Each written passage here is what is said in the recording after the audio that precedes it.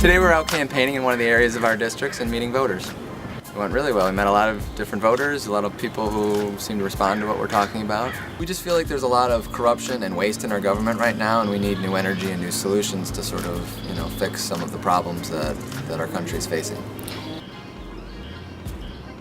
I think change can happen. I think it takes time. I think in our current society we want instant gratification a lot of times, so we elect somebody and immediately want that change. But we have to understand that it does take time, and it takes different individuals. That's again why you shouldn't have the same person there, is that somebody can bring something to the table and then somebody else can come in and take that and move forward. My parents are both very progressive and they inspired me and they still inspire me. And my mom's a bioethicist and my dad is a small town family court lawyer. I think the biggest lesson I learned from them is just to treat others the way you would want to be treated. And that if you want a country where everybody is happy and trying to work together, you have to be part of that community. You can't just expect that.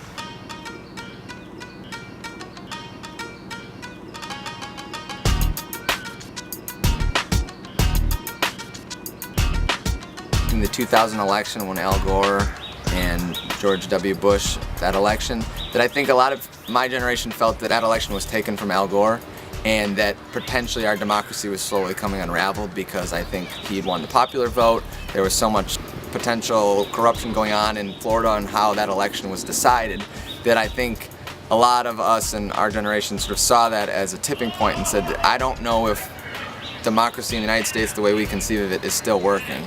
And I think now, 12 years later, that's even more clear. And I think sometimes people think, well, we elected a progressive president like Barack Obama and that fixes everything. But it doesn't, because there's 535 other people in the Senate and Congress, and a lot of those people on both sides of the aisle have become corrupt, have become on the take for corporations and for rich individuals.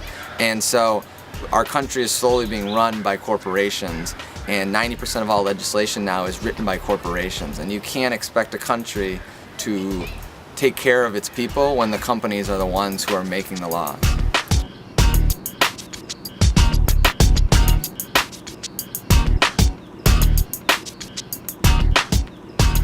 I think for anybody who's trying to live their dream or do something, helpful to society, you have to take it one day at a time, and you have to just sort of say that my passion comes from a place of a good place, and that I'm trying to do something that will hopefully make society or make my family or make the people around me happier or better. And if you have that as the sort of backbone of why you're doing something, then I don't think there's anything you can't do.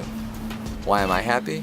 I'm happy because I've decided to run for office, and I think I can help our country in some ways.